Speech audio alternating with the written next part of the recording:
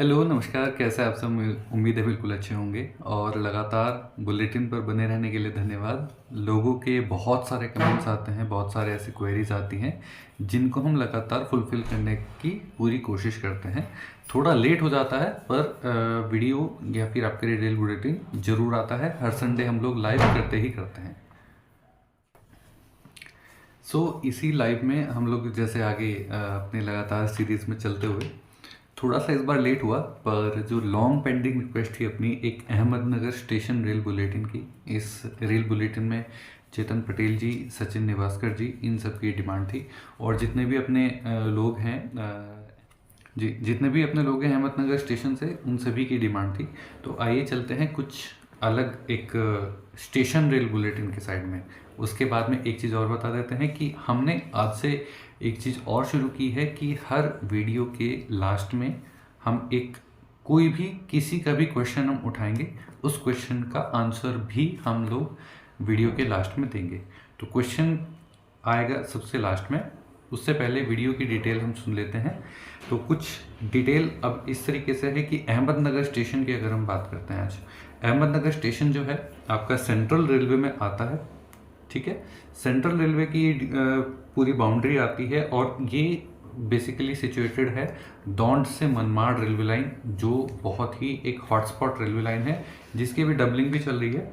और अहमदनगर जंक्शन जो है वो दौंड से मनमाड़ रेलवे लाइन पर तो है ही, इसके साथ ही साथ ये अहमदनगर से बीड़, परली, अहमदनगर से बीड़, वहाँ से फिर परली, उसके बाद ये फिर सीधा आपको कनेक्ट करती है ब्रांच लाइन से होते हुए सीधा सिकंदराबाद। तो अहमदनगर इसलिए अब बहुत ही हॉटस्पॉट एक जंक्शन बनने जा रहा है।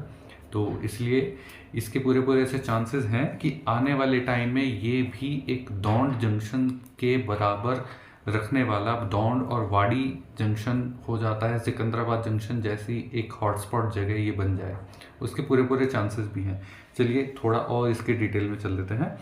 तो ये है सोलापुर डिवीज़न के अंडर में, अब ये सोलापुर डिवीज़न के अंडर में आता है और ये लगभग 1878 में ये शुरू हुआ था। 1878 में ये स्टेशन बना था। उस टाइम पे केवल एक बहुत पुरानी सी बिल्डिंग हुआ करती थी और एक बहुत लो हाइट पे एक प्लेटफॉर्म हुआ करता था। और इसके साथ साथ ही उसके बाद अभी इसमें खास ये न्यूज़ आ रही है, थोड़ा सा हम चलते हैं इसके डेवलपमेंट फेज़ की तरफ। तो अब इसके डेवलपमेंट फेज़ में ये है कि डबलिंग लाइन तो इसमें चल ही रही है, इसमें एक दो स्टेशन और इसमें ऐड होंगे अभी, और ये पूरा जो अहमदनगर स्टेशन है और इसके आसपास के कुछ स्टेशन अब पुणे डिवीज़न में जाकर मिल जाएंगे।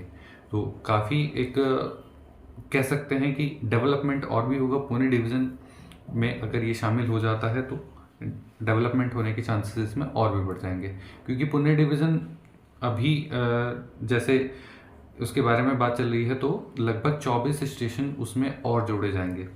फिर अब चलते हैं हम एक और रेलवे रूट की तरफ, जो कि बहुत लोगों के माइंड में भी है और फाइनलाइजेशन की तरफ भी है।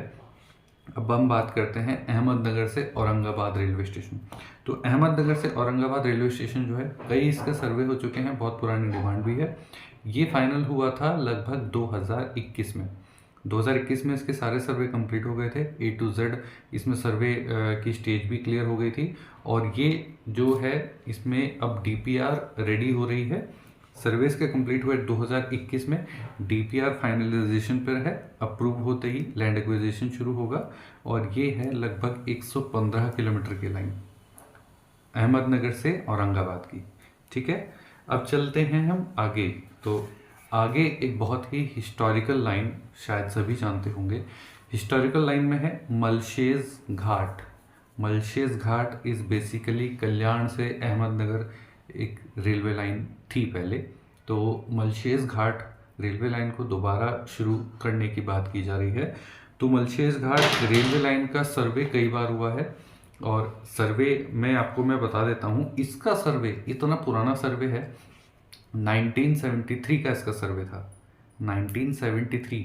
और यही एक वो रेलवे लाइन है जिसपे मुंबई से ठाणे के बीच सबसे पहला, भारत में सबसे पहला स्टीम का इंजन चला था।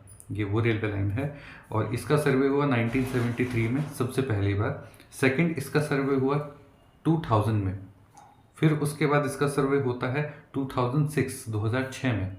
उसके बाद इसको 2010 में पिंक बुक में भी शामिल किया जाता है, मलछेस घाट रेलवे लाइन को। उसके बाद फिर 2014 में इसका फिर सर्वे किया जाता है, लेकिन अभी तक ऐसा इसमें कुछ नहीं है। और हो सकता है आने वाले टाइम में अगर कुछ गवर्नमेंट एक स्टेप ले और वहाँ के जो और नागरिक हैं, वहाँ के जो लीडर्स हैं, वो अगर कुछ स्टेप ले तो हो सकता है मलछेस घाट रेलवे लाइन दोबारा से एक अस्तित्व में आ सकती है। तो ये basically north to east, east to west और टू साउथ स्पेशली ये जोड़ने के लिए सबसे ईजीएस्ट वे है एक तरह से। मुंबई से अहमदनगर, उसके बाद सीधे सिकंदराबाद, ये बहुत शॉर्ट वे बन जाएगा, बहुत ही ज़्यादा शॉर्ट वे बन जाएगा, सो दैट एक अलग ही इसमें स्टेप लिया जाना चाहिए। इसमें मैं आपको बता देता हूँ, मलछेस घाट रेलवे लाइन जो है 184 किलोमीटर की रेलवे लाइन हुआ करती थी, और ये बेसिकली कल्याण टू अहमदनगर थी। और इससे सबसे ज़्यादा जो बेनिफिट होने वाला था वो कल्याण, ठाणे, पुणे और नगर, ये डिस्ट्रिक्ट्स हैं, इनको सबसे ज़्यादा बेनिफिट होता। और उस टाइम पे काफ़ी पहले की मैं बात बता रहा हूँ, तो जब रेलवे लाइन इस पे पहले हुआ करती थी ठाणे से, मुंबई से ठाणे, तो ये बेसिकली क्या था कि बहुत सारे इस पर इंडस्ट्री लगी, लेकिन आज की डेट में वो इंडस्ट्रीज सारी दम तोड़ चुकी हैं। उसके बाद ये 184 किलोमीटर की रेलवे लाइन अगर बन जाती है, तो अगर हम इसको ऐड करेंगे तो औरंगाबाद भी 115 किलोमीटर रह जाता है। और 184 किलोमीटर की रेलवे लाइन बनने के बाद मुंबई से अब औरंगाबाद वाया अहमदनगर, और अहमदनगर से और भी काफ़ी ऐसे संभावनाएं देखी जा रही हैं जिनके रूट मैं आपको बता देता हूं। अहमदनगर से करमाला रेलवे लाइन, इसके बारे में भी आपको डिटेल देंगे आने वाले टाइम में, ये भी अभी भी वेटिंग में है, ठीक है। उसके बाद अब हम आगे चलते हैं, तो अहमदनगर से नासिक, ये भी अभी वेटिंग में है, और अहमदनगर से पुणे, ये भी अभी वेटिंग में है। तो 4 प्रोजेक्ट अहमदनगर के पास में ऐसे हैं जो बेसिकली अभी कंप्लीट वेटिंग में है। इनमें से केवल 2 प्रोजेक्ट चल रहे हैं, वो है दौंड से मनमाड डबलिंग, और उसके बाद है जो आपकी बीड़ परली, और उसके बाद सिकंदराबाद को कनेक्ट करने की प्रोजेक्ट। तो ये कनेक्ट होने के बाद अगर ये इन पे मलछेस घाट वाली रेलवे लाइन भी अगर ये चालू कर देते हैं तो बहुत ही अच्छी बात होगी। एक गिरती हुई इंडस्ट्री को बहुत बड़ा बूस्ट मिल जाएगा। मैंने काफ़ी बार ऐसा सुना भी है कि अहमदनगर साइड में काफ़ी वाटर क्राइसिस भी होता है, और वो एरिया कुछ है ऐसा कि काफ़ी लोग वहाँ पर जो किसान हैं उनके सामने सबसे बड़ी दिक्कत आती है। इंडस्ट्री भी ऐसी कुछ खास नहीं है, तो ये अगर हो जाता है प्रोजेक्ट तो खास तौर पे भारतीय रेल 40% स्टेक रखती है एक डेवलपमेंट में। किसी भी एरिया को डेवलपमेंट करने के लिए 40% का स्टेक आता है। आप कहीं भी उठा के देख लीजिएगा, जितने भी बड़े बड़े सिटीज़ हैं, हर कोई एक रेलवे लाइन से कनेक्टेड ज़रूर है, और ये हो जाता है तो बहुत ही बढ़िया। थोड़ा सा और इसमें डिटेल में चलते हैं। तो अब अहमदनगर स्टेशन के जो मैं आपको बताऊं, तो इसमें कुछ एमिनिटीज़ ऐसी हैं जो अभी वहाँ पर हैं, जिसमें कि केवल अभी अहमदनगर के पास 2 प्लेटफॉर्म्स हैं, केवल 2 प्लेटफॉर्म्स हैं। और इसी तरह से अहमदनगर स्टेशन ना होकर अहमदनगर जंक्शन इसको बोला जाना चाहिए। तो वेटिंग रूम और इसमें बुक स्टॉल सब कुछ है वहाँ पर, लेकिन केवल 2 प्लेटफॉर्म्स है। इसकी भी संख्या आगे बढ़ेगी, और अहमदनगर के बाद अभी जैसे ही ये रेलवे लाइन सारे प्रोजेक्ट्स वगैरह कंप्लीट हो जाएंगे, तो डबलिंग में आगे जाके इसको करीब 4 प्लेटफॉर्म मिलने के चांसेस हैं, और प्लेटफॉर्म की संख्या भी बढ़ाई जाएगी। यहाँ पे वॉशिंग लाइन भी आएगी, सब कुछ आएगा, लेकिन आने वाले 3 से 4 साल के अंदर अंदर ये होना ही होना है, ठीक है। अब ये तो रहा रेल बुलेटिन एक अहमदनगर स्टेशन का। तो आई होप इसमें जिनके भी क्वेश्चंस हैं, आप क्वेश्चंस ड्रॉप कीजिए, सभी के क्वेश्चंस पिक किए जाएंगे। हर एक वीडियो में कोई एक या मैक्स टू मैक्स 2 मैं क्वेश्चंस उठाऊंगा, उनके बाद उनके आंसर्स होंगे। तो अब चलते हैं क्वेश्चंस की तरफ।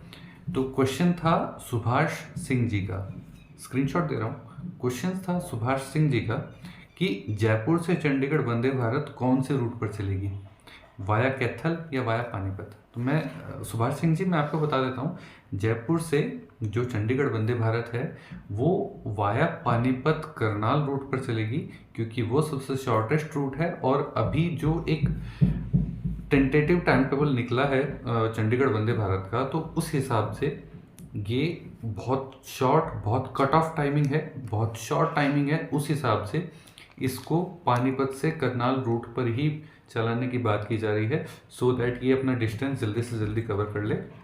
क्योंकि ऐसा देखा जाता है कि पुरानी दिल्ली अब ना जाकर कीर्ति नगर से, शुकुर बस्ती से ही ये वाया दिल्ली कैंट होके, कीर्ति नगर से ही ये शुकुर बस्ती होके और पानीपत करनाल होके निकल जाए। पानीपत इसका स्टॉप होगा, करनाल कुरुक्षेत्र भी इसका स्टॉप होगा, अंबाला से होते हुए सीधा ये चंडीगढ़ निकल जाएगी। तो बहुत शॉर्ट टाइमिंग है। और उसके बाद ये तो है जी आपका आंसर। तो क्वेश्चन की सीरीज भी यहाँ से स्टार्ट हो चुकी है। उसके अलावा और किसी का कोई क्वेश्चन हो, किसी को कोई कमेंट हो तो आप ज़रूर रखिएगा।